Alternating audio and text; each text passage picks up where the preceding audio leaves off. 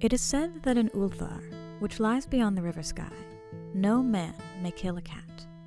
And this I can verily believe, as I gaze upon him who sitteth purring before the fire. For the cat is cryptic, and close to strange things which men cannot see. He is the soul of antique Aegyptus, and bearer of tales from forgotten cities in Meroe and Ophir. He is the kin of the jungle's lords, and heir to the secrets of Africa. The Sphinx is his cousin, and he speaks her language. But he is more ancient than the Sphinx, and remembers that which she hath forgotten. In Ulthar, before ever the burgesses forbade the killing of cats, there dwelt an old cotter and his wife, who delighted to trap and slay the cats of their neighbors. Why they did this, I know not, save that many hate the voice of the cat in the night, and take it ill that cats should run stealthily about yards and gardens at twilight. But whatever the reason, this old man and woman took pleasure in trapping and slaying every cat which came near their hovel, and, from some of the sounds heard after dark, many villagers fancied that the manner of slaying was exceedingly peculiar.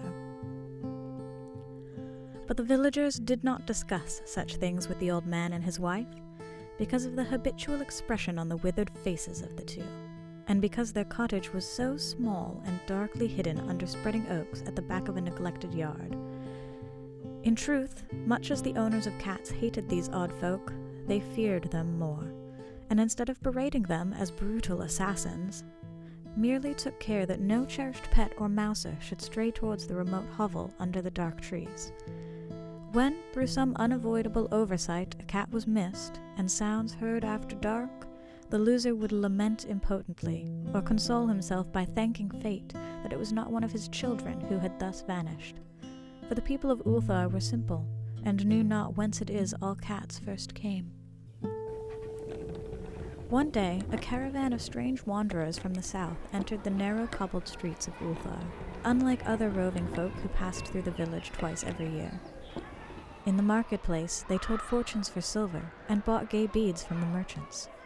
What was the land of these wanderers none could tell, but it was seen that they were given to strange prayers, and that they had painted on the sides of their wagons strange figures with human bodies and the heads of cats, hawks, rams, and lions. And the leader of the caravan wore a headdress with 2 horns and a curious disc betwixt the horns.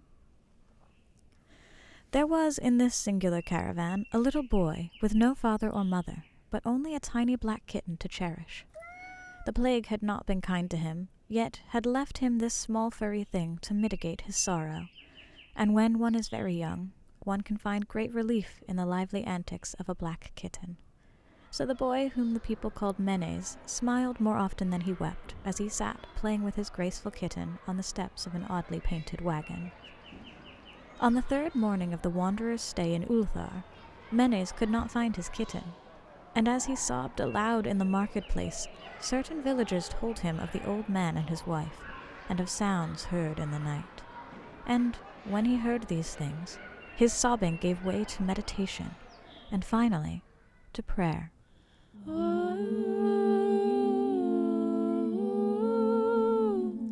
He stretched out his arms towards the sun and prayed in a tongue no villager could understand, though, indeed, the villagers did not try very hard to understand, since their attention was mostly taken up by the sky and the odd shapes the clouds were assuming. It was very peculiar, but as the little boy uttered his petition, there seemed to form overhead the shadowy nebulous figures of exotic things, of hybrid creatures crowned with horn-flanked discs.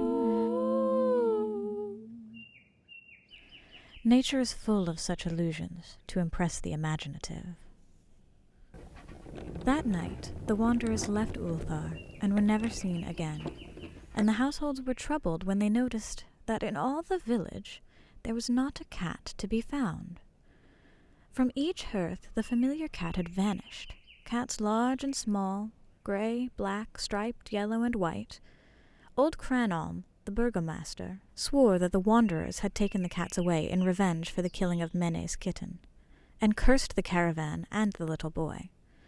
But Nith, the lean notary, declared that the old cotter and his wife were more likely persons to suspect, for their hatred of cats was notorious and increasingly bold.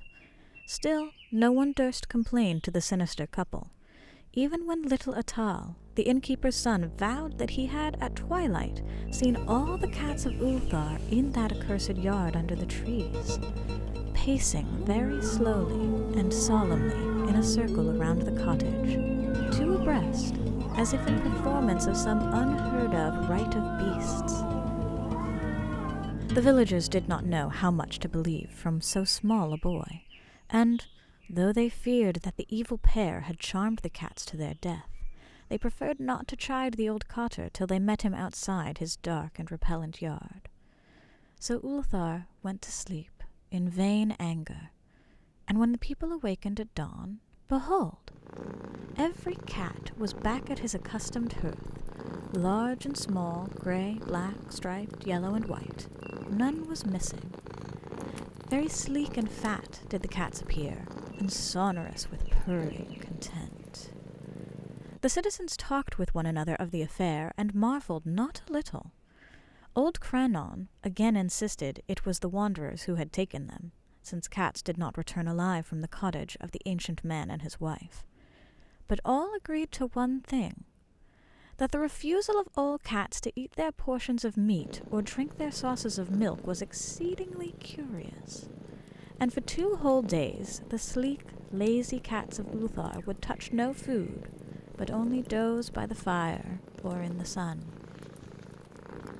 It was fully a week before the villagers noticed that no lights were appearing at dusk in the windows of the cottage under the trees. Then the lean Nith remarked that no one had seen the old man or his wife since the night the cats were away. In another week, the burgomaster decided to overcome his fears and call at the strangely silent dwelling, as a matter of duty, though in doing so he was careful to take with him Shang the blacksmith and Thul the cutter of stone as witness. And when they had broken down the frail door, they found only this: 2 cleanly picked human skeletons on the earthen floor, and a number of singular beetles crawling in the shadowy corners. There was subsequently much talk amongst the burgesses of Ulthar. Zath, the coroner, disputed at length with Nith, the lean notary, and Crannon and Shang and Thul were overwhelmed with questions. Even little Atal, the innkeeper's son, was closely questioned, and given a sweetmeat as a reward. They talked of the old cotter and his wife, of the caravan of wanderers, of small Menes and his black kitten, of the prayer of Menes and of the sky during that prayer, of the doings of the cats on the night the caravan left, and of what was later found in the cottage under the dark trees in the repellent yard. And in the end, the burgesses passed that remarkable law which is told of by traders in Hatheg and discussed by travelers in Ner, namely, that in Ulthar no man may kill a cat.